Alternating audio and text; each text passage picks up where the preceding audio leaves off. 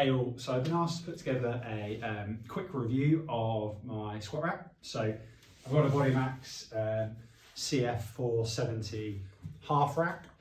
In terms of price, which I guess is the first question that most people are bothered about, £250 delivered at the point I bought it.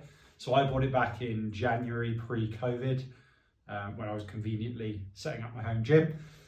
So I think since then it's drastically gone up in price. So I think they've put it up to 400 now delivered. Yeah, due to COVID situation, kind of everything's gone up in price.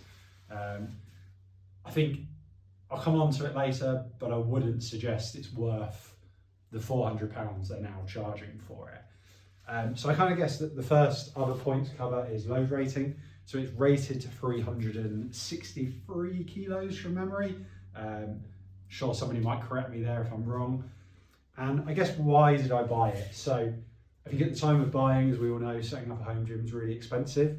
There's so many different factors to consider. And ultimately it came down to price for me.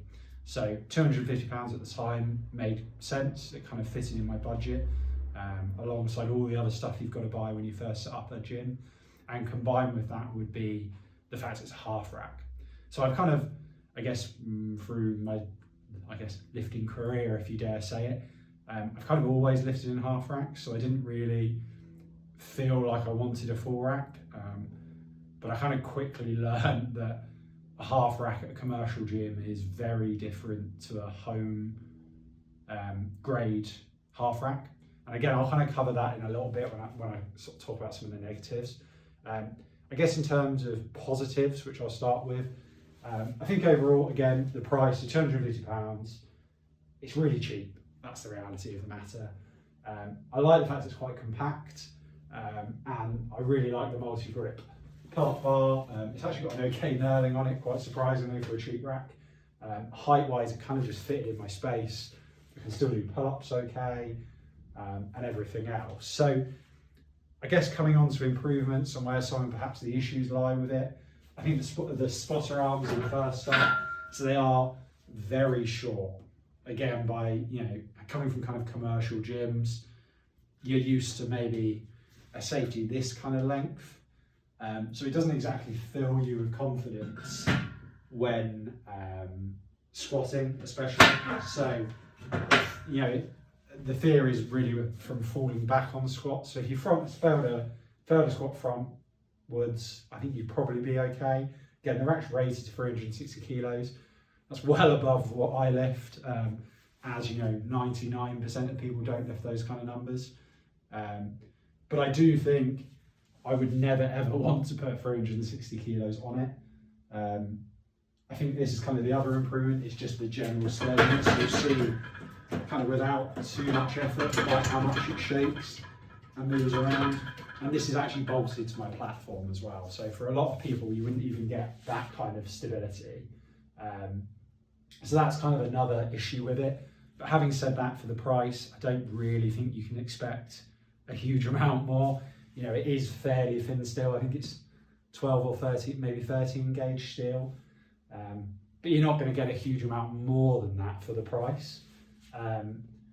I guess other improvements would be the J-cups. So the original J-cups that come with it, which I haven't actually got here, I'll try and take a photo of them, upload it for you.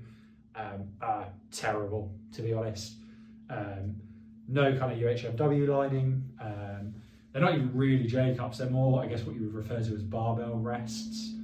So they don't really cup the bar in the traditional sense. So what I ended up doing is upgrading to the MirrorFit M3 sandwich cups. So they're UHMW lined all around the insides and for where your bar goes. So that's really great for helping to protect the bar and also the rack, although I'm not kind of as concerned about that bit, I'm more bothered about my bar. So I guess in terms of accessories, what can you get? So the only ones I think you can get, and the only ones I've got, are dip handles. So they kind of lock into place where the jet cups would be. Now, they're okay, they're not fantastic. Some of the welds on it are pretty abysmal, to be honest. I think it's this one that is very wonky, and doesn't exactly fill me with confidence when I'm using them. I guess I'm just over 100 kilos, so I am quite a heavy lifter, I guess. And they do hold out okay, but the whole rack does shake side to side again, which again doesn't really fill you with confidence when using it. So I think that's actually the only accessories that they even produce for the rack. So I guess that kind of leads me to the final point of rating and overall thoughts on the rack. So I guess as a rating, I think if you take price, I guess you can't really take price out of the equation. Rack itself, I'd probably give it, I don't know, a 6, maybe a 7. But I think at the price range, it probably gets a higher rating, you know, maybe an 8. Because at the original price of £250, I really don't think you're going to get a much better half rack. Half racks are quite hard to come by at that price. Generally, you sort of get more full power racks or freestanding, sort of wall-mounted fold-away racks. Now, I did only mention earlier the price has gone up. So the price has gone up to £400 now with COVID, and I would absolutely not recommend spending £400 on it by any stretch of the imagination. And I think mine was £250 plus the dip handle, so I think the dip handles were £30 or £40 from memory. For £400, it's a no-go. You know, if you're happy to wait for prices to come back down, or if you can pick one up, a good one up used. You used to be able to pick them up for, I don't know, maybe 150 used. For 150 quid, I really don't think you can go far wrong. You know, ultimately, I've had it 10, 11 months now. And I've actually got a new rack on order because I've decided to replace it. But for that 10 months, it has served me well. Hasn't really faulted me. It has caught lifts when I failed. But kind of dependent on the numbers you're putting up would be how I would recommend it. So I think as a beginner rack, yeah, it's okay. I think when when you're taking out past 100 to 150 kilos out of the rack, it's not great. You know, if I'm pulling a 140 out to bench or whatever, the whole thing does shake a lot and doesn't fill you with confidence. So I'll stop rambling now and wrap it up there. But I think overall, in short, for £250, yeah, it's not a bad deal. If you can pick one up used for sort of 150 quid, it's a good deal. But for £400, I'd personally avoid it and look elsewhere.